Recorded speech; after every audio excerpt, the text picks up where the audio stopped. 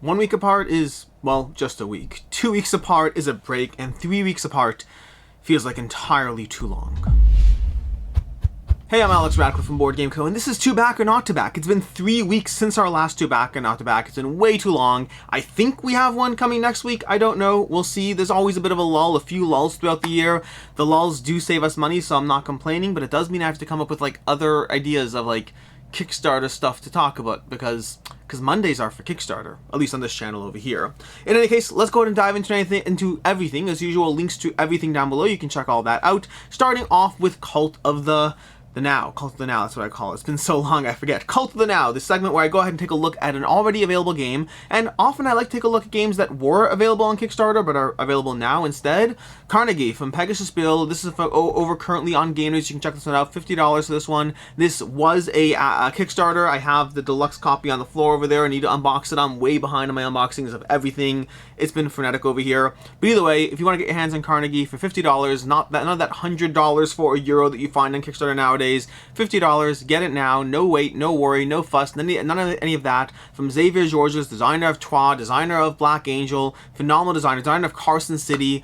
Yeah, that's Carnegie, if you want to check that one out over on Game Nerds. From there, let's go ahead and dive into Kickstarter, into board game adjacent. We have a bunch in the board game adjacent category. I'm not going to heavily go into them because we have like 4 of them. We have Unmatched Storage and Accessories. This is 1 day left.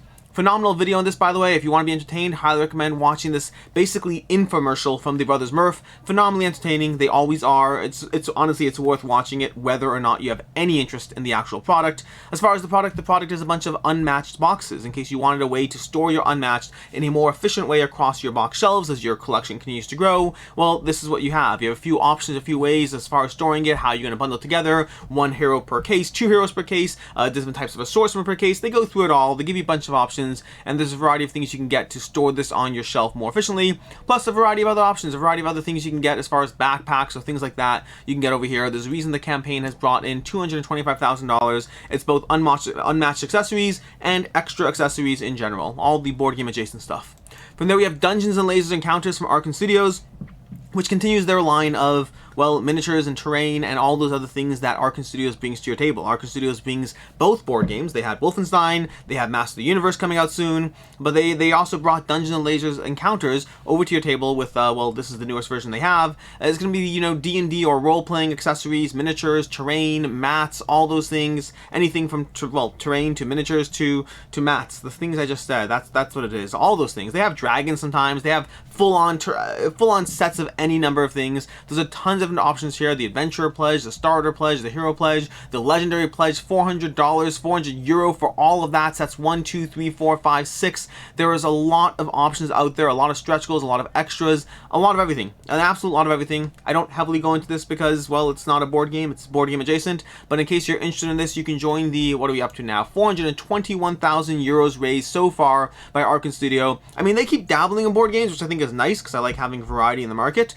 but honestly, their lines over here are so successful as far as their terrain and other things significantly. They always do significantly more. What's this miniature over here? This one looks cool. We have Cerberus over here as far as another miniature for the terrain line over here for Dungeons and Lasers Encounters. We're not done yet. We still have 2 more board game adjacent. We have Return to Dark Tower fantasy role-playing game. This is not Return to Dark Tower the board game. This is Return to Dark Tower the fantasy role-playing game. It's an RPG. That's what it is. $80,000 raised, 960 backers, 10 days to go. That's where my knowledge of this caps out. I don't know RPGs, don't heavily look into RPGs. I just bring them to your attention in case you're someone who likes RPGs and wants to dabble in the RPG ecosystem, or more specifically the Return to Dark Tower RPG ecosystem. $50 for the base over there, $25 for the digital if you want that, $50 for the hardcover, $75 for retailer, $125 for the deluxe. What do you get with all this stuff? Well, you get digital, hardcover, and all the deluxe extras as well, or retailer. My powers of deduction are flawless. And moving on, lastly, in the board game adjacent category, with 1.3 million euro raised, we have the Sunnygeeks 1.5 modular gaming table from Rathskellers. By the way, complete while we're on the subject, if you want a chance to win a gaming table, go ahead and check out Quacklope's video on his channel, the one he just put up this past Saturday. There's a chance to win a board game table, like straight up an expensive deluxe board game table and everything. If you want a chance to win that, check out Quacklope's channel. It's gonna be from Geek and Sons. This, on the other hand, is from Rathskellers. Check out the video on this. The video looks absolutely phenomenal. In case you are interested in this, it looks a little similar to the the Archie from the Geek & Sons that just came out. They both occupying a slightly similar spot with the way they handle the boxes on the side over there.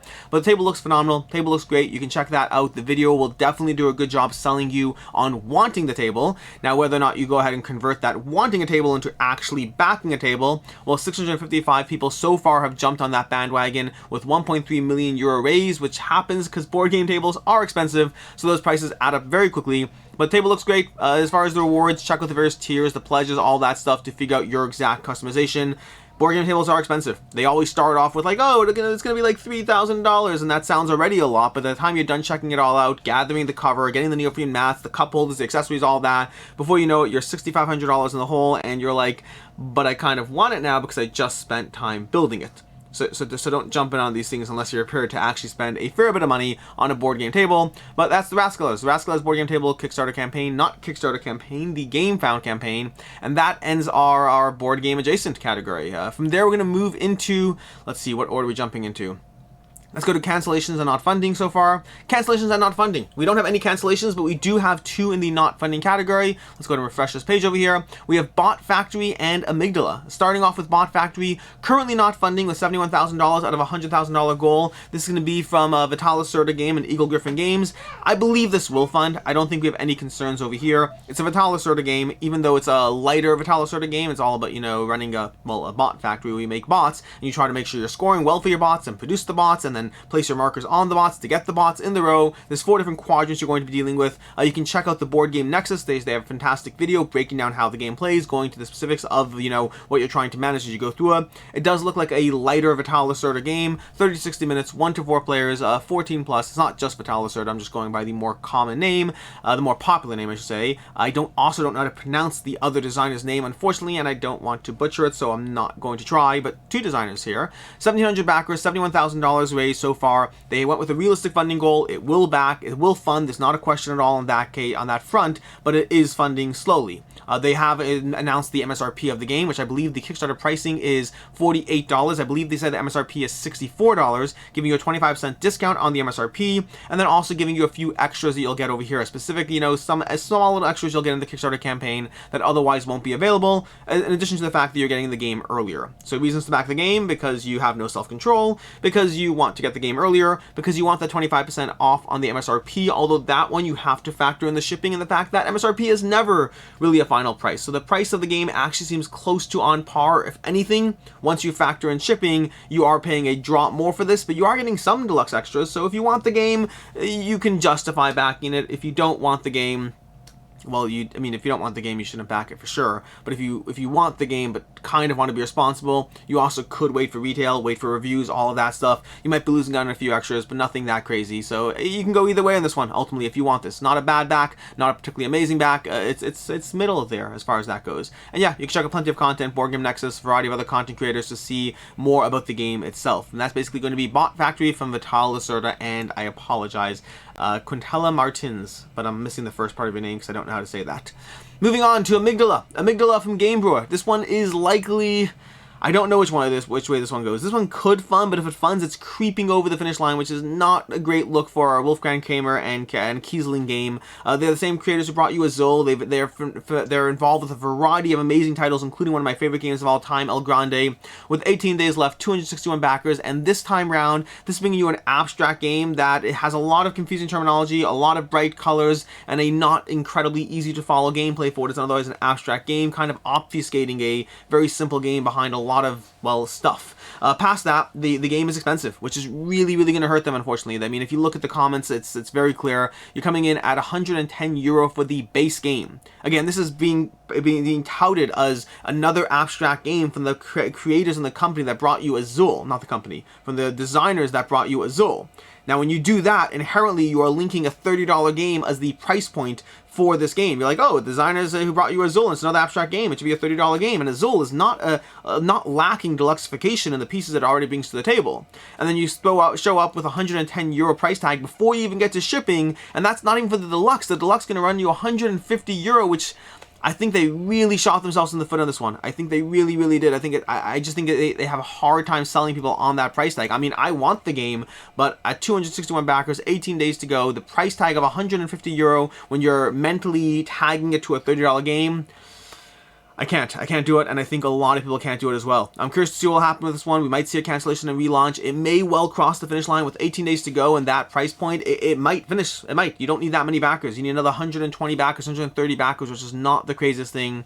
But this is Amygdala from Game Brewer. Game Brewer generally has done expensive deluxifications, but they've had a bunch of issues in past campaigns, a bunch of issues with the quality, and now they're kind of countering that by significantly raising the price, while basically asking people to trust them that this very, very expensive game also doesn't have issues. It's hard. I wish Game Brewer all the best, but I don't think this campaign is going the way they wanted it to. Moving on to two interesting kind of update campaigns. Now, usually in the update category, we kind of have campaigns we talked about like last week. Now, we haven't talked about campaigns in 3 weeks, so what kind of updates could we possibly have? And the answer is we have Ancient Blood Original Soundtrack. This is an update to the fact that Ancient Blood ran a GameFound campaign several months ago, and it looks like they're running a soundtrack campaign over on Kickstarter with, shockingly enough, the opportunity to go ahead and buy the Hunter Pledge and the Slayer Pledge and the Retail Hunter Pledge and the Retail Slayer Pledge. Oh wait, all gone. This $6 original soundtrack is all gone. Do they even have a soundtrack left? They still have a soundtrack over here. Okay, good. So it's not complete, whatever. But yeah, this is a standard thing on Kickstarter. You have to create something. If you're not creating something, your project is not eligible. Since they already created the game, they have to create the soundtrack. Doesn't mean you should get the soundtrack. No, not at all. Up to you. Do you care about spending $6 on a soundtrack? That's for you to decide. 326 backers, 10 days to go. This is basically an opportunity to get more people into the fold, to say, hey, you know what? We just ran a campaign. We got whatever amount we got. Let's see if we missed out on any Kickstarter backers. Let's see if we can bring them into the mix over here. And they brought 326 backers to the tune of $20,000, which is not bad at all. This is an update just to say, hey, if you want to see information about that one, you can check out my 2 back or not to back on, I don't know how long it was, but if you Google 2 back or not to back, Board Game Co., Ancient Blood, something's going to turn up. I hope. Otherwise, it's going to be really, really awkward.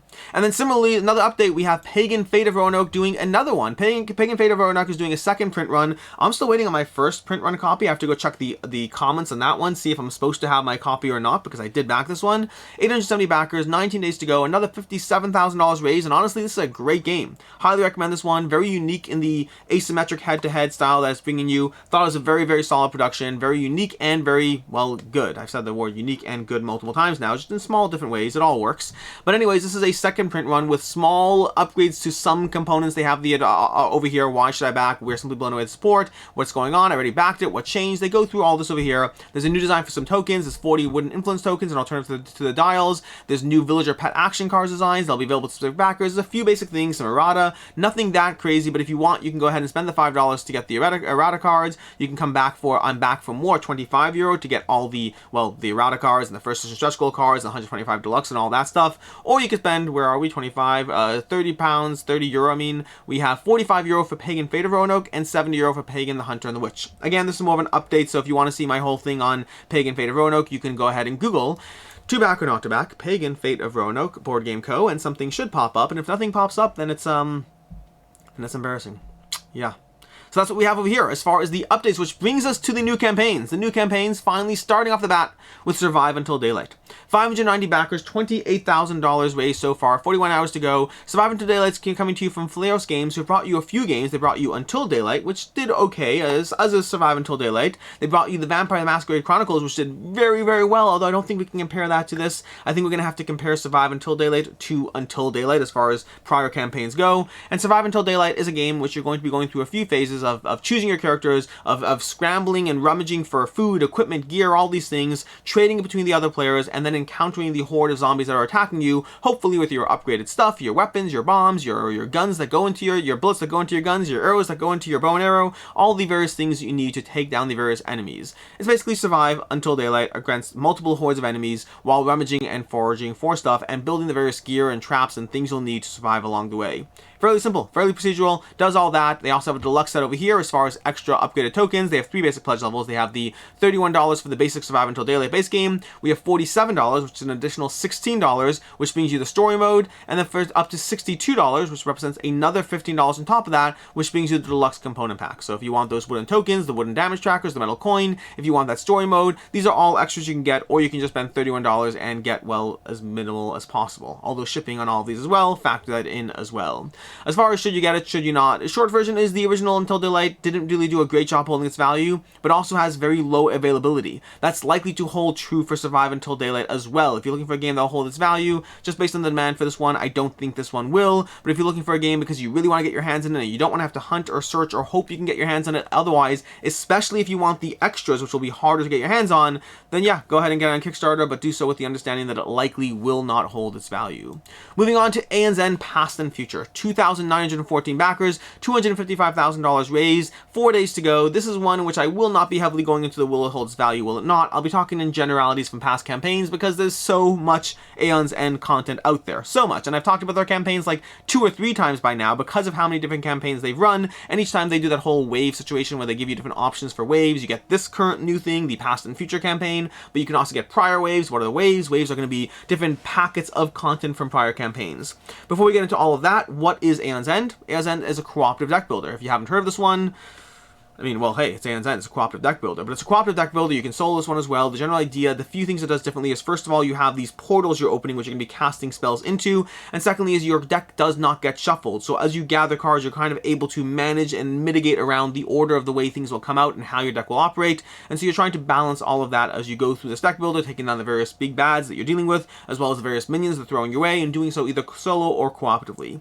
Each of the campaigns gives you tons of more content, more stuff, more tricks, more mechanics, more of that. There's also the Legacy game, Aeon's End Legacy. It's called Aeon's End Legacy. It's not a very complicated name. But they have all those options over there. And right now, over here, as far as the pledge levels, if I can scroll properly to it, we have $64 brings you the Encased Fossil, which is Wave 7 only. Wave 7 is this, what you're looking at right now. We have $130 gives you Building Storm, which is Wave 7, plus a wave of your choice. There are some small technicalities as far as, well, add $10 if you're doing this over here, so you'd have to watch all the fine print over there. $195 brings you Wave 7, plus 2 waves. Basically, what it's doing is it's giving you the opportunity to get the current wave, which is Past and Future, as well as gathering select waves if you're someone that maybe you missed the past 2 campaigns, maybe you weren't subscribed to Board Game Co. or any of a number of other channels. Highly recommend Room and Board, by the way. Chris George from Room and Board, he also does a great job telling you not to back all the campaigns. A really great job, honestly. I should listen to his stuff more often.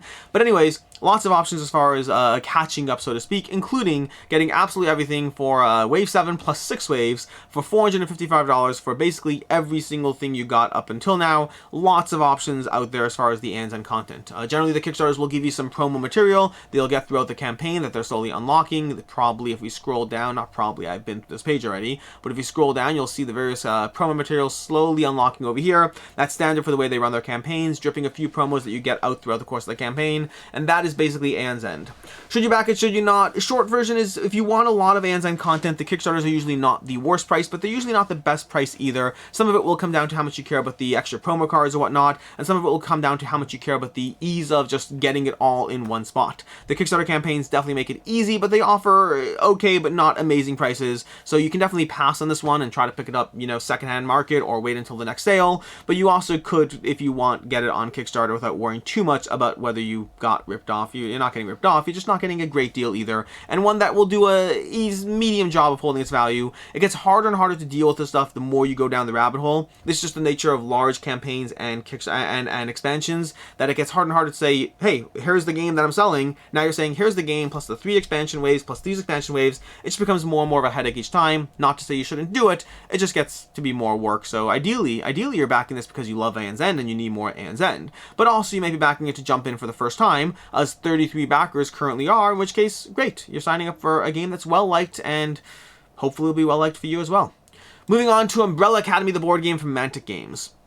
£28,000, 421 backers, 9 days to go. This looks like a Marvel United adjacent in terms of the gameplay styling of a simple board, simple map, wandering around, playing your cards, helping each other as you choose your hero, as you choose the villain you're facing off against, as you deal with all their hazard cards that will come into play, the hazard cards of the game itself, the hazard cards of the villain, trying to figure out the unique way every single scenario will unfold as you take things down, or try to take things down, and try to use your unique abilities to ultimately overpower the enemies. That's the basic idea of what's going on here. I'm talking abstractly because that's how much to have information to talk abstractly.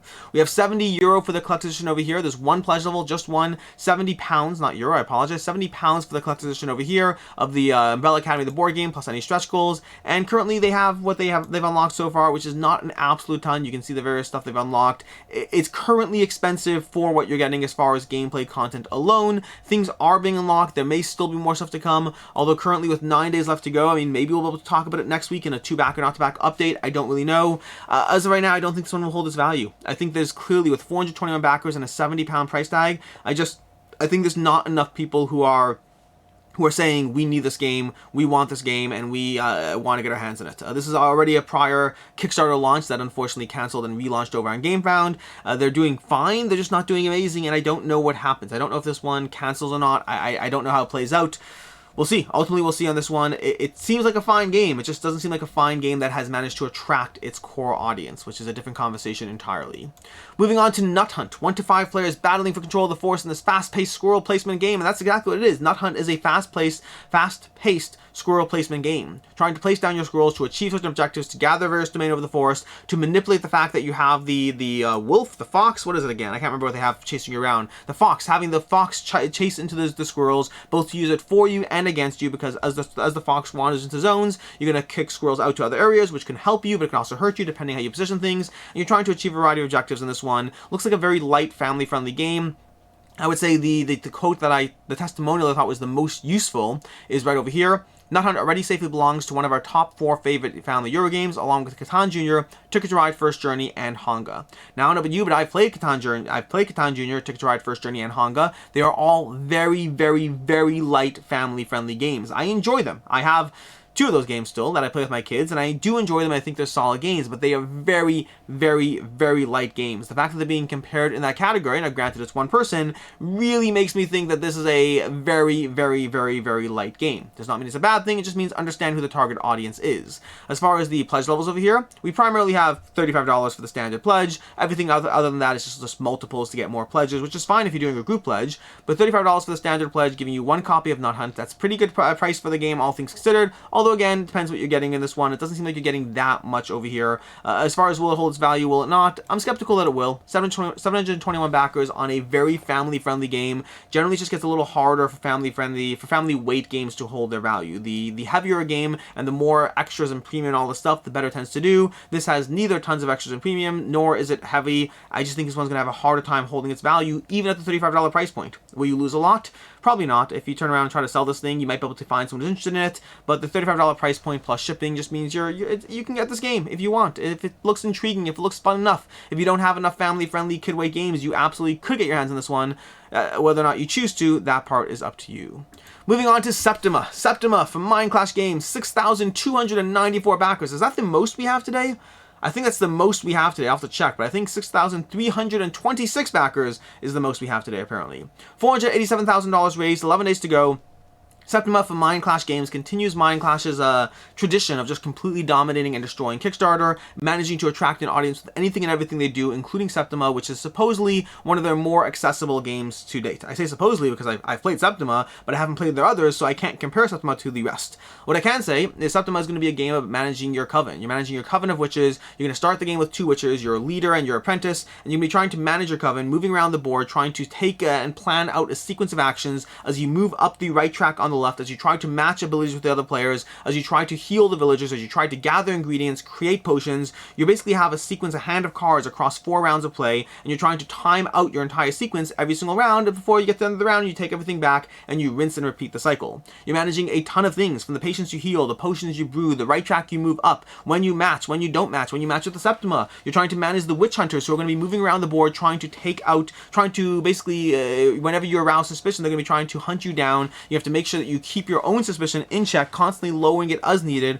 while also making sure to infiltrate the population, to infiltrate the crowd with your own loyal peasants or people in the village, so that they can vote in your favor to gather the various witches into your own coven instead of having them executed and killed, which also could include your own, leader in case they're caught by the various witch hunters. A lot of things going on. That's before we even get to the modules, the omens, as well as the animal companions. A lot of things going on in Septima. Currently, they're offering you, pledge manager access and then €75 for the deluxe edition of the game. That's all they're doing right now. They're not focusing on any retail edition. There's a deluxe edition or there's nothing. That's your current options, although there will be a standard edition of the game down the road, although likely without all the deluxifications. Hence the aspect of it being a deluxified version of it.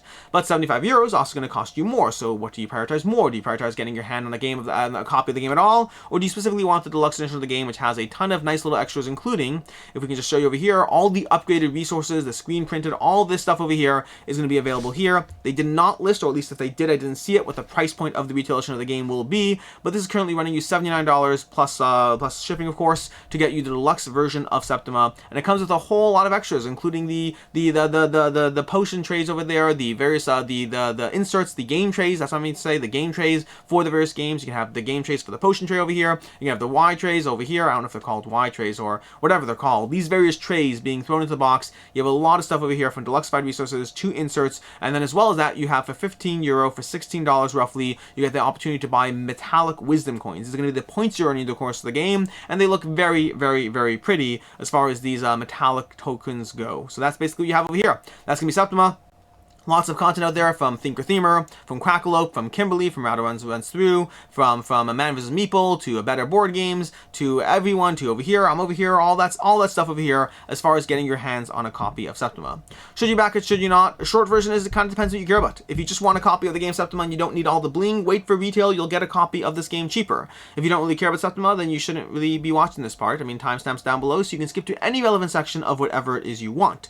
And if you really want Septima, and you do want this blinged out copy of the game, it likely will hold its value. This is Mind Clash. Their games generally, their deluxe versions of their games, generally do just fine as far as holding their value, and I believe Septima is likely to not be any exception. I see no reason why it should be. Prices are going up. I mean, honestly, if you look at the prices, a €75 for the game, once you factor in what you're getting, a regular box size, but with upgraded meeples, all that, it reminds me a little bit of Lizard Wizard in terms of the price point compared to what you get, but it's not cheap. But it's also a Mind Clash deluxification, and I think that will still serve it well. So I think if you're interested in the game and the question is, well, what if I don't like it? Can I sell it?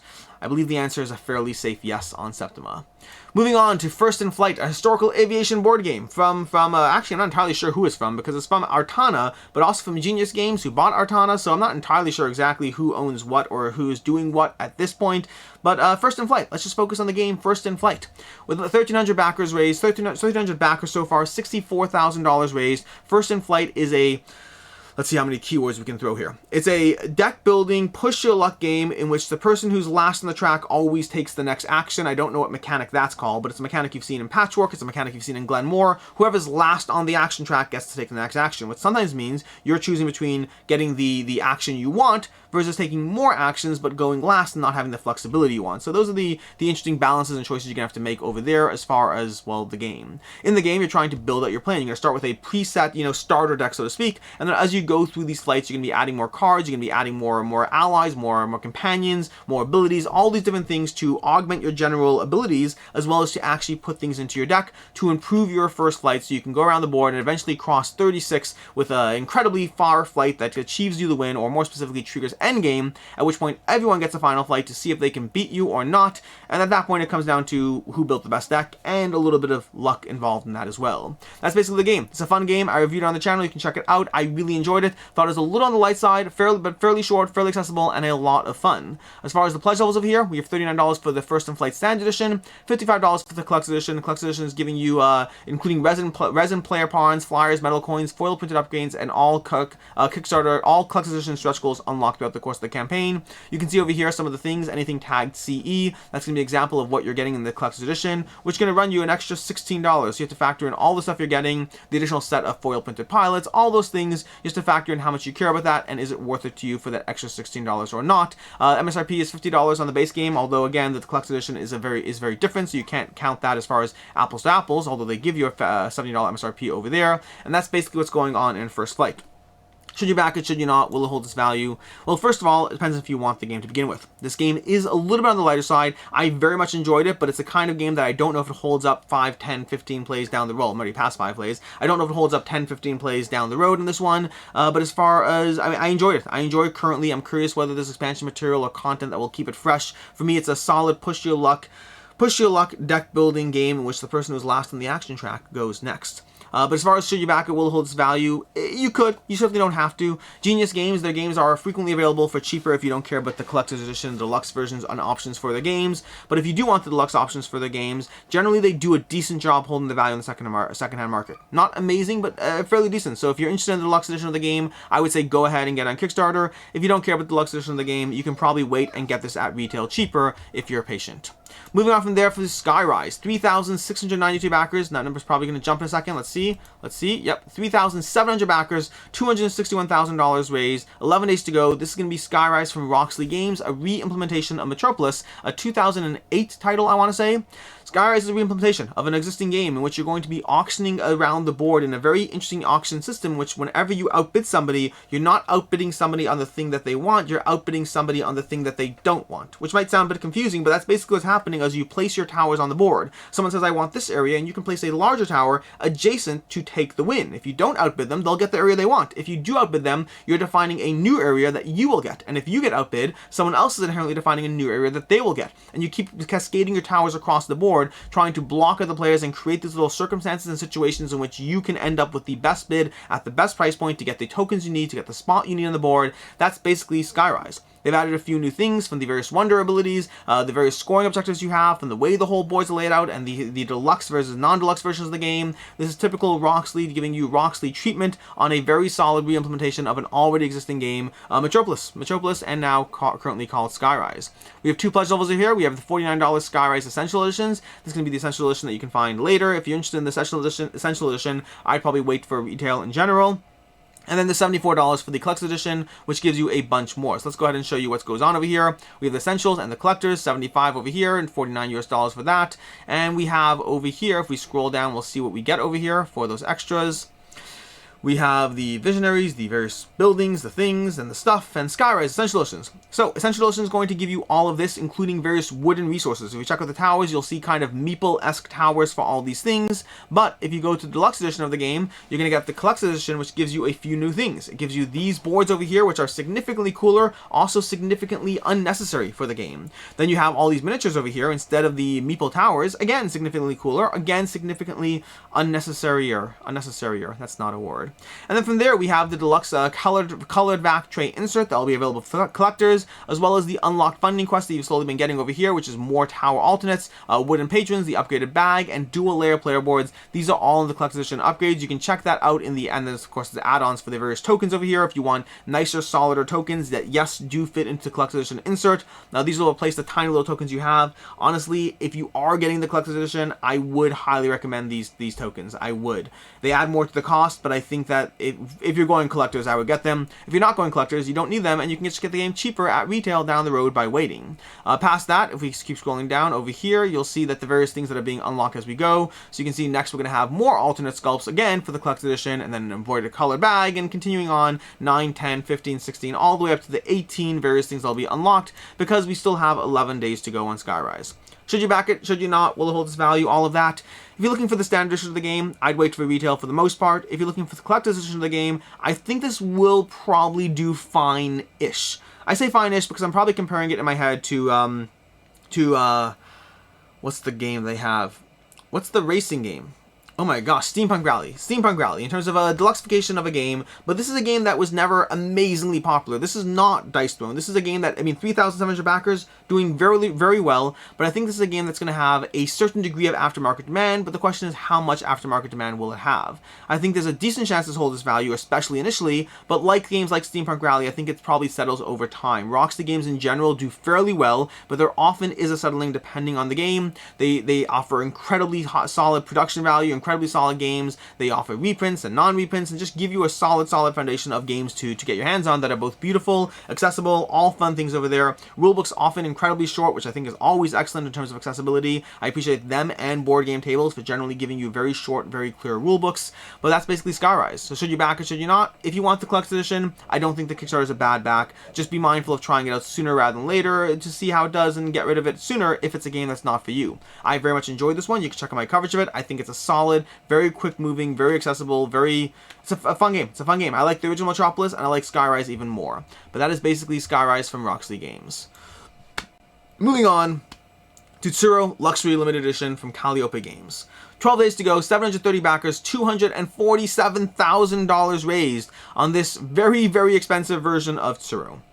This $700 Tsuro Deluxe Limited dual set over here, that's 2 sets, 350 backers for a single set of Tsuro over here. That's this. You can check out the video. The video looks gorgeous, but you're getting basically this engraved lid, these metal pieces, these I don't even know what material the tiles are. Look at these. Look at these pieces. They're insane. They're absolutely insane as far as the pieces that will be on the board, the various shapes they have, and all of that. And then these tiles over here, they'll all go down over here. The map that will fold out. It's just a very, very, very premium product for an otherwise $25 game that's fairly light. And it is a fairly light game. If you have not played Tsuro before, understand it is a very light game. Tsuro is a game of placing down a little tile and then move. Let's see if we can find over here. Let's see if we can scroll down, find something clashing with each other. You basically place down a tile, you move your piece along the line towards the next endpoint, and your goal is to stay on the board longer than other players, to not clash into opponents, to not run off to the edge of the board. That's it. That's all you're doing. You're trying to just place down tiles and map out the board. Personally, whenever I see this game, I recommend Indigo. I think Indigo is a better version of the same game, but there's a variety of these game types out there. Now, the downside is Indigo does not come out with a $350 over-the-top deluxe version of the game, and if you are someone that's a fan of Tsuro, if you do want that table piece, like the 728 backers we currently have, well, this is definitely giving you that option. Tsuro is a popular enough game. I mean, it's Calliope's, I believe, the most popular game in their catalog, and it's a popular enough game that you will find enough people who are like, yep, I want a very, very cool version of this game because I love it. It's one of my favorite party games. We set it up, everyone has fun, it's enjoyable, and now I can have a table piece that's absolutely gorgeous, and it is absolutely gorgeous. But again, depends on whether you want the game or not. I would say if you're someone who's diving into this for the first time and you've never played Tsuro, I mean, honestly, there's a link to play Tsuro online. Not a link, I'm saying just Google Play Tsuro online. There's a way you can do that over there. Get a feel for the game. It is a light experience. If you are fine with that, then great. Spend the $350 to get this incredibly deluxe limited edition of the game, which honestly, as far as holding its value goes, I mean, it's a guess, complete guess over here, but I think there's a decent chance it will. There's not going to be a ton of these games available, and this is the kind of thing where Tsuro has enough popularity that it's not the hardest thing to imagine that people will be trying to hunt this one down. Also, it could be the 730 people who are paying a premium right now, and maybe the market will not hold up and will drop. This is definitely more in an unusual category and one that I'm less confident on, well, being confident on. But that's Tsuro Luxury Limited Edition. You can check it out. Links to everything down below. Moving on to Compounded, Peer-Reviewed, and Lab Notes Roll and Write. This is going to be a set of 2 games coming to you from Greater Than Games. Same people who bring you Spirit Island, same people who bring you Sentinels of the Multiverse. Do they still bring you Spirit Island? I know they used to once upon a time. I don't know if they still really do. Either way, Compounded. This is Compounded, the peer-reviewed edition. This is a new version of Compounded. If you're familiar with the old version of Compounded, this is not the same. It's not compatible. It's basically built on the same system from the same designer, but it's a new version of Compounded. I have no idea how the game plays. I'm sorry. I'm not even going to try to pretend this one. I just don't know how the game plays.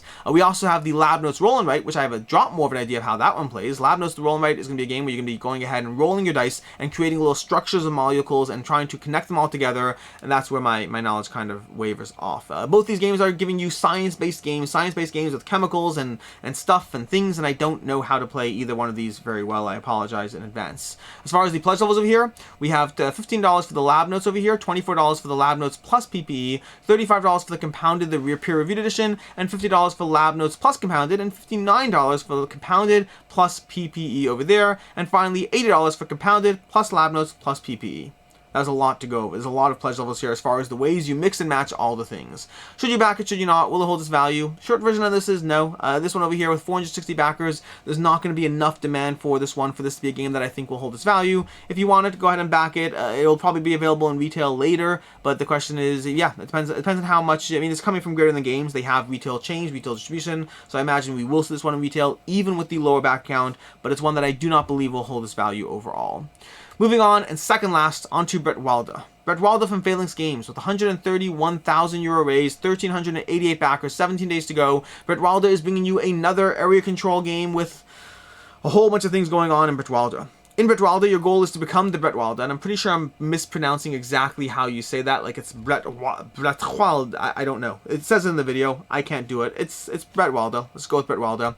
87 euro for the base pledge on 133 euro pledge MSRP over there. So that's basically, they're saying it's 87 euro, but it will be 134 euro MSRP. That's a big MSRP for the game over here, for the box you're getting. I don't know if that'll hold up down the road or not. Ultimately, time will tell, keeping in mind that even then, 134 euro MSRP could just as easily mean $110, 110 euro, or even 105 euro when it comes time to actually buy it. So always factor those in when you're looking at MSRP versus pricing right now. I will say additionally, I hate the various text they have across this entire campaign, making everything harder to read than it needs to be in order to be thematically appropriate to the game, and that's text that unfortunately carries over onto the board as well, and as well as the fact that the people over here, these are the various soldiers. If you look at the videos, it's hard to tell exactly which soldier is where. They all seem to have like very similar sculpts, and trying to track at a glance what's going on the board does not seem like the easiest conversation about what you're doing over here. Like, I mean, over here, this is granted further back, but that's like 14 different types of soldiers. Like over here, if you look over there, there are 4 different sculpts for the red soldiers currently on the board. 5 if you include the boats. That's a lot of different sculpts that carry the same general shape and sizing. It looks marginally better when you get closer, not that much better. Bretwalda has a lot of things. Here's the various sculpts you can see over here. We have the kings, which granted look a little different. We have the Elclorman over here, which again I can't tell what's saying because of the text over there. Eldermen. We have the miniature Theons over here, and the miniature Urals. Like, these are all the various types of miniatures you have on the board. Not the easiest thing. Fortunately, I could tell the difference between the boats and the other people, but that's basically that. And then we have the neutral units and the miniature Danes over here. Those are going to be invading slowly, and then all the buildings you're trying to build. Whole bunch of things going on in this game. You're trying to build up your buildings. You're trying to get more control. You're trying to control the various temples in the game. You're ultimately trying to move up on the track. Can't remember what it's called, but you're trying to get enough influence over there on the board as you go through the various seasons of play, each of them adding their own little spin or twist to the gameplay. As you engage in area control and combat, your unique king's ability. I don't know if they're called king, whatever they're called. Lots of things going on here. Lots of stuff. They have a quick how to play if you want to check that out, but it's still not that quick to grok everything, to understand everything as far as what you're doing here. Mostly you're doing stuff and building buildings and developing your nation and gathering more abilities and becoming more efficient across the course of the game as you try to be mindful of the area control elements and ideally win in Bretwalda from Phalanx Games. Should you back it, should you not? Will it hold its value?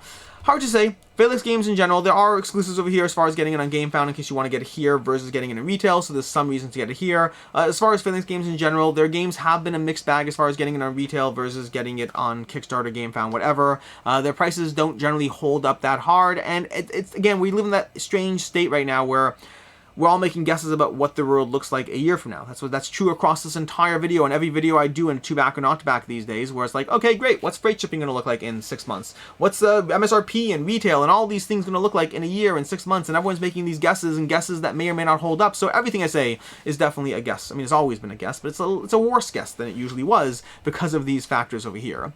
That's going to be hold true for Bretwalda too. 134 euro MSRP. I have a hard time seeing that on a box like this, on this game and what it's offering over here, but we'll see. As far as should you back, should you not, it depends. You can wait or you can get it on GameFound. I think it might hold its value. It's hard to say for sure. It's just very expensive, but the gap in the MSRP is large enough that it might. Honestly, I'm not that confident in this one either way. Not confident enough to make that much of a prediction. I'd say you're probably fine with waiting. You're probably fine with getting it. It depends which way your FOMO drifts. Do you have more FOMO with the fact that you might pay more down the road, or do you have more FOMO with the fact that you might have to pay less down the road? Depends which way your FOMO drifts.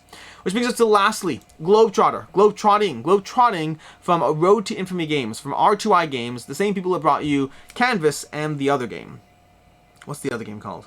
They probably have it in the campaign. Don't Go In There? Is it called Don't Go In There? I think it's called Don't Go In There. 1,467 backers, 23 days to go, $88,000 raised. Globetrotting is kind of roll and write adjacent in the sense that, or flip and write adjacent. You're going to have cars you're going to be flipping, you're going to be moving across the globe. The longer your trip, the more it's going to cost you. You're going to lodge that in your journal as you try to accomplish this variety of objectives every single round. It's basically a roll and write, but more, basically a flip and write, I should say. Basically a flip and write game with an actual physical globe that adds to the the feeling of immersion or the gimmick aspect. Gimmick, although in a way that I don't really mind, because Road to Infamy games, I mean, their other game that they're famous for is Canvas, and that is a gimmick of a game, but a gimmick of a game that is absolutely delightful and I really do enjoy, and I was wrong about them in the past, even though I'm still not quite sure if I'm wrong about them here. You see, over here with this game, with a Globetrotting over here, I'm just not confident in the game. From having looked at how the game plays, I'm not confident this one is going to be an amazing game, but I also wasn't confident about Canvas, which has me very, very uncertain.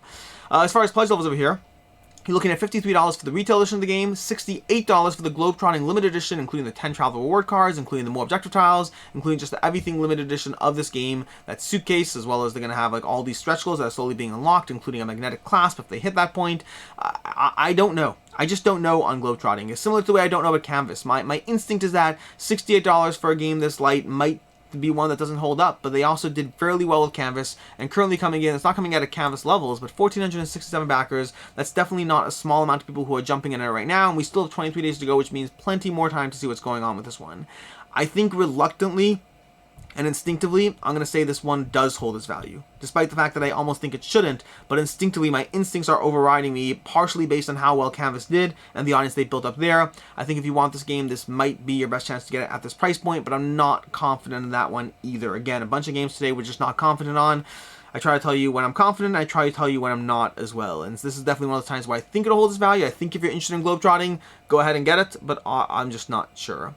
And that is everything we have today, which brings us to the picks of the week. Picks of the week, we have 2 picks of the week every single week. We have, well, when I remember to do picks of the week, that is.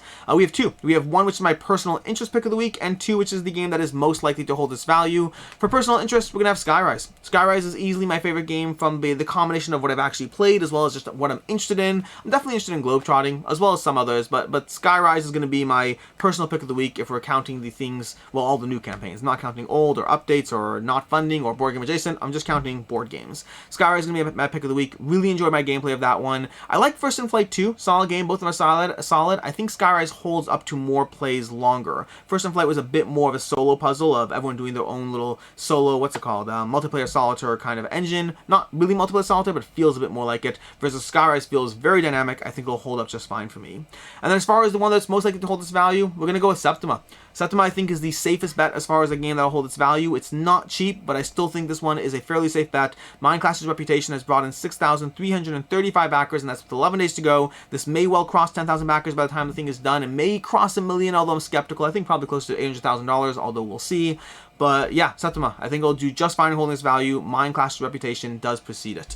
And that is basically everything. Until next time, I'm Alex Radcliffe from Board Game Co. Forgot to grab my water. It's been so long since I did one of these videos that I forgot what it's like to talk for 48 minutes straight at a rapid clip that I could have slowed down on, but in any case, and until next time, I'm Alex Radcliffe from Board Game Co., and I hope you have a good one.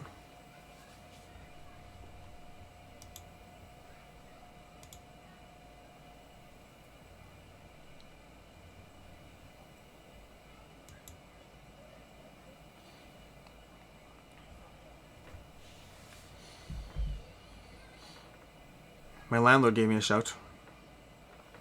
He called me up. He said he wanted to talk about the exorbitant AC bill. It's just the AC bill is just crazy. I told him to come by and talk. My door's always open.